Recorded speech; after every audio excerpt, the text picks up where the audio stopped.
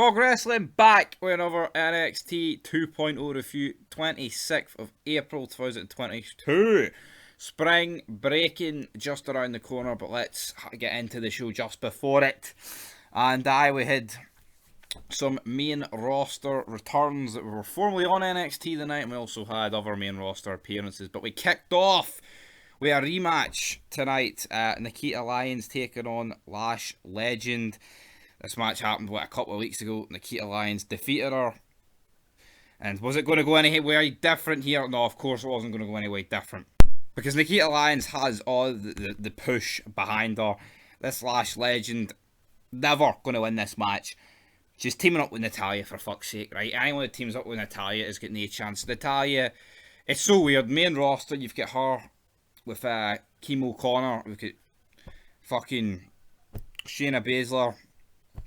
And then it's like, oh, we'll just completely gloss over that stuff. It's what they did with Ziggler. It's like, Ziggler comes to NXT, and they're trying to make it that it's like the return of The Rock. But yet on the main roster, he's getting jobbed out. And Natalya has never been anywhere near a prominent level on the main roster, even in women's. Like, I'm pretty sure she held the Divas title probably in like 2009 or something, right?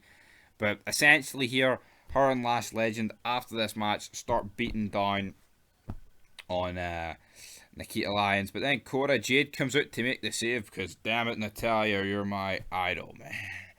You're my idol. Meanwhile, though, backstage with Roderick, I believe it, yeah, Roderick Strong, he basically says, right, guys, I need to prep yous up, so I've called in a former NXT tag team to sort yous out, talking to the Creed brothers, and you're going to see them in action tonight, and you'll take them on next week. And it turns out it's the Fight Invaders. I don't know who I was expecting this to be, but when the Fight Invaders appeared, I couldn't help but be disappointed. You know, like, even if he said this was going to be the Fight Invaders, you would have still been disappointed. Like, it was a former NXT tag team. Who could this have been that would have made you go, oh? I mean, Enzo and Cass maybe, but that was just never going to. That was never going to happen here. Never was going to happen. Tony D'Angelo says he's going to make Von Wagner sleep with the fishes, all these like mafia jokes. This guy's actually got a bit of personality, so it's intriguing to see him. But there was a bit of interference in his match here with Von Wagner.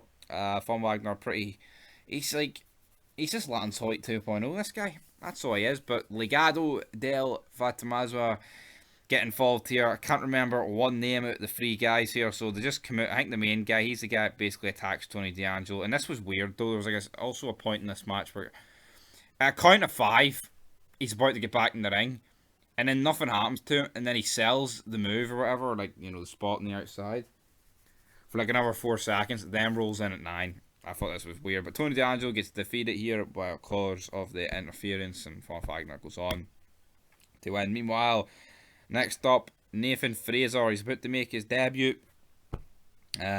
Grayson Waller attacks the guy he's against. Comes in the ring.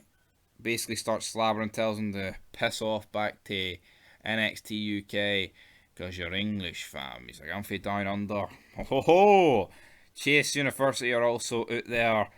Frazor then starts beating up Waller. And then he basically looks like he's aligned himself with the university. And then the main guy of that group, which I can't remember his name's like, that is a teachable moment. Andrew Chase, that's his name. He says that's a teachable moment. Guess that makes sense since his name's Chase and it's Chase University. Meanwhile, backstage we have Vanilla Midget, literally, what's her name? Roxanne Perez. This person must be like 4 foot something. Easily would be 4 foot something. I mean, I wouldn't be surprised 4 foot like 8. Has to be that region, like, because it's not like everyone else here's tall, but there's like a backstage segment. This was also like the show with the most women used ever. That, like, apart from like women's Royal Rumbles or something I've seen. Because I had like 24 views, which is an insane amount considering there was only like 3 women's matches. But I guess there was backstage segments like this that helped fill the gap. But yeah, match made for tonight. Mandy Rose taking her on. I mean, ideally, you could have like a really upsetting moment here, and big moment with her like getting a roll up victory over Mandy Rose and winning the title, but when we get to that later, that's not going to happen. Yeah, but we have a tag team match here. Katana Chance and Caden Carter taking on Valentina Feroz. They defeat them and Yulisa Leon. Oh, it's a big tag team tournament. No, is it? No, I mean, Katana Chance and Caden Carter. Look at the nick of these names, man. I mean, this could all be the same person wrapped up into one. You wouldn't know. Awful, man. This is just. I mean, that's what NXT 2.0. It probably is the best show going, but it's got no right to be, and it is, and it's because the other ones are shit. But it does have its good moments. But there was some stuff on this, which we'll get to later, I thought was a really, really borderline cringy. Like, well, I say borderline cringy, it was definitely cringy. Next up, we have Legado del Fantasma. Oh, they're in action. This team job out every week, but this week they're throwing down beatdowns and they actually win. I mean, albeit it was a handicap match, but you know that was because Big Brooks Jensen got attacked. Not good, not good at all. And then we have the guy who looks like the triplet of the Usos, Solo Sakaya, defeating Trick Williams. I think this guy's could potentially get moved up. I mean, you could definitely add to the bloodline. You know, like Reigns coming out 1 mile an hour. It's getting old. Like, why not add people to that? Who knows? But we have Mandy Rose against Big Perez here. The match itself goes like 10 seconds. Well, I mean, it goes longer than that. But she wins. And then Wendy Chu comes out. And then, like, Toxic Attraction will run away from her. She traps them in a net. They're freaking out. Like, it's a net that weighs nothing. Like, stuff like this is so goofy. I don't like it. Like, it's pathetic looking. And then they get, like, party poppers and they fire over Toxic Attraction. And they're greeting like it's hydrochloric acid. Whoop-de-doo. The Fight Invaders in their warm-up match next week for their match against the Creed Brothers take on Idris Enufe and Malik Blade. Oh, quality match here. Aye, dead on. Awful. Not exactly what you want to see. And then, in our main event segment, we were promised Rick Steiner tonight. We get him. Joe Gacy says that Braun Breaker isn't cleared to compete and that he's going to be crowned NXT champion.